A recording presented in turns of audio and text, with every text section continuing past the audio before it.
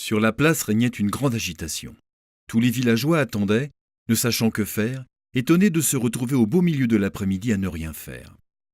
Soudain retentit un long roulement de tambour, suivi de 3 autres plus brefs. Tambour en bandoulière, Napoléon, le garde champêtre, proclama. Avis à la population. Monsieur le maire vous informe que par décret du président de la République, monsieur Poincaré, la mobilisation des armées de terre et de mer est ordonnée. Le premier jour de mobilisation est fixé au dimanche 2 août 1914. Un ordre de mobilisation. La stupeur figea les habitants du village.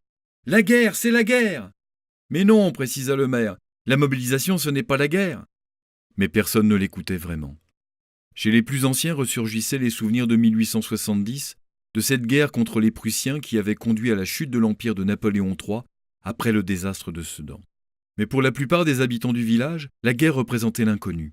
Cela faisait plus de 40 ans que la France était en paix, une paix longue et durable. Bien sûr, les hommes avaient fait leur service militaire, avaient appris le maniement des armes. Depuis l'école, ils s'étaient préparés à cette guerre, à devenir un bon soldat.